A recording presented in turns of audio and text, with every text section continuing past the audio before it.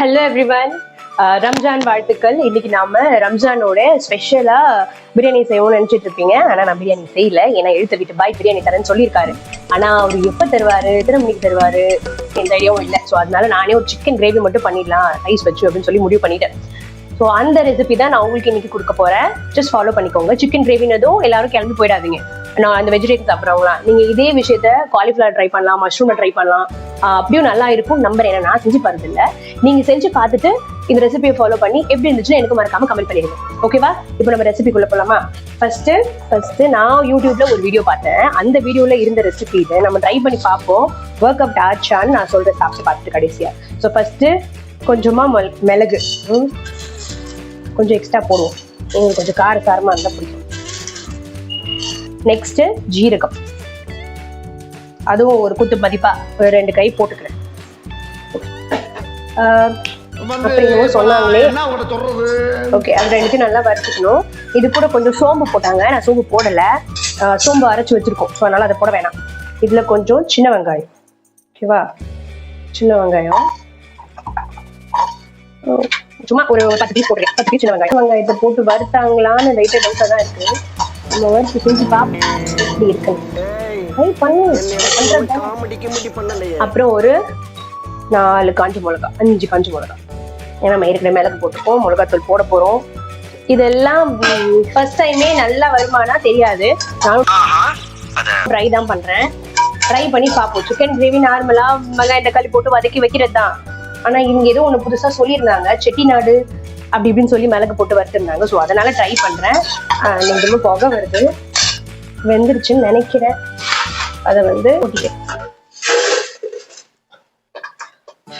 Okay, இது ஒரு side. மறுபடியும் அதே பேன்ல இப்ப நம்ம பண்ணது எல்லாமே ட்ரை ரோஸ்ட், ஓகேவா? இப்பதான் நாம மெயின் ரோஸ்ட் பண்ண போறோம். உங்களுக்கு பட்டை கிராம்பு இதுல போட விருப்பம் இல்லைன்னா நீங்க இதுல போட மாட்டேன் அப்படின்னா நீங்க அதை ட்ரை ரோஸ்ட் பண்ணலாம். அதுலேயே பட்டை கிராம்பு எல்லாம் போட்டு ரோஸ்ட் பண்ணிக்கலாம். ரோஸ்ட் பண்ணிட்டு நீங்க இதுல டைரக்டா அந்த பேஸ்ட் போடும்போது போட்டுக்கலாம். ரொம்ப பிடிச்ச சோம்போட முக்கியமான இன்கிரிடியன்ட் விட்டுட்டேன். இது இந்த இலை ஆக்சுவலா இந்த பிரிஞ்சி இலை செய்வோம்ல, அந்த பிரிஞ்சி இலையே தான். இந்த மாதிரி செடியா இருக்கு எங்க வீட்டுல. இது ஒரு முஸ்லீம் ஆண்டி ஒருத்தவங்க கூட்டாங்க, அதனால எங்க வீட்டுல இந்த செடி இருக்கு. இது உங்களுக்கு எங்கேயா கிடைச்சா வாங்கி ட்ரை பண்ணுங்க, நல்ல வாசனையா இருக்கும். ஸோ அதை போட்டாலே உங்களுக்கு அந்த ஸ்மெல், அந்த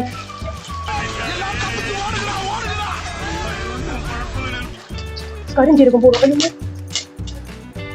லைட்டா அது வெடிக்க ஆரம்பிச்சிச்சு. நாட்டி ஞாபகம் வந்துச்சு போல இருக்கு.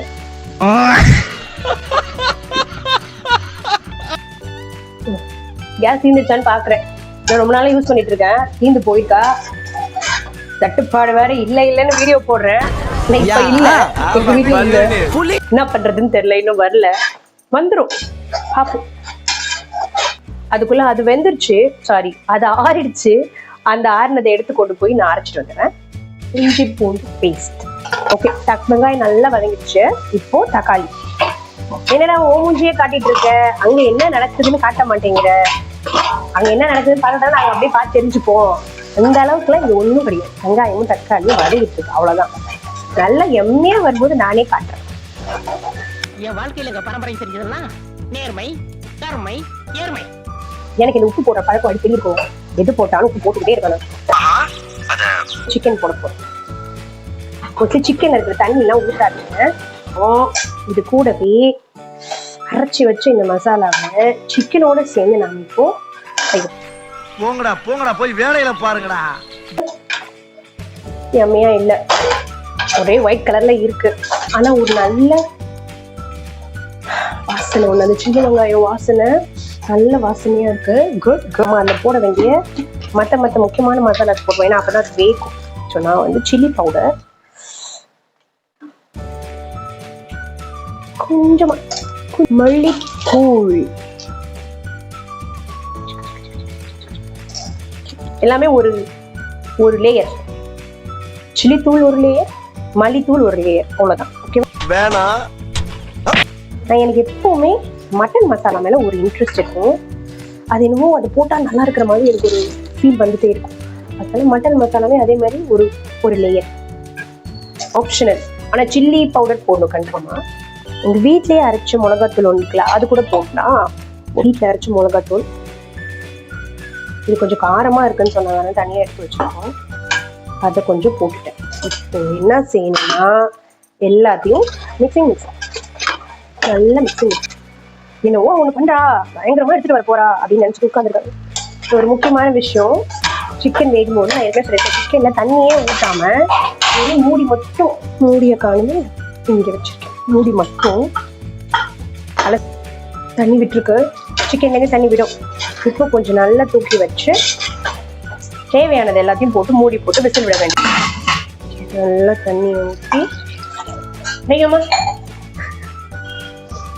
அவரு எங்க வீட்டுக்காரர், அவரு தான் எங்க வீட்டுக்காரர். நீங்க எங்க வீடியோல பார்த்திருப்பீங்க அடிக்கடி. My husband. அவரு பாக்ஸர், சும்மா பார்த்துட்டு போ.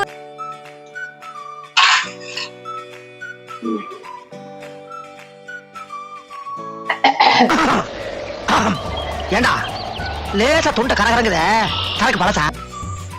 கொஞ்சம் காரமா இருக்கு. என்ன பிரச்சனைனா ஒரு சிறிய தவறு.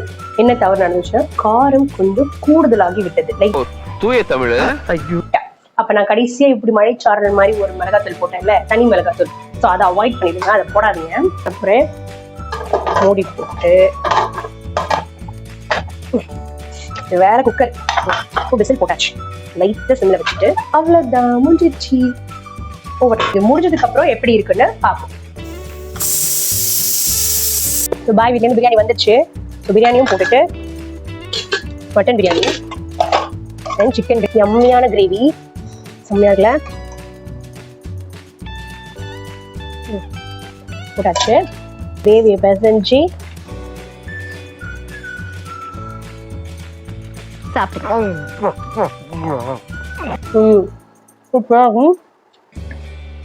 சூப்பரா இருக்கு. இங்க பாருங்க, சிக்கன் செம்மையா வந்திருக்கு. விசில் விட்டோம்ல, அதெல்லாம் செம்மையா வந்திருக்கு. நல்லா இருக்கு. கொஞ்சம் காரம் தான், ஆனா பிரியாணிக்கு செம்ம டேஸ்டா இருக்கு.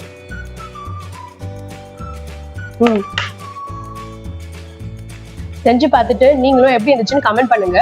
பாய் வீட்ல இருந்து உங்க வீட்டுக்கு பிரியாணி வந்துச்சா இல்லையான்னு எனக்கு மறக்காம சொல்லுங்க. நெக்ஸ்ட் வீடியோல பார்க்கலாம். பாய்.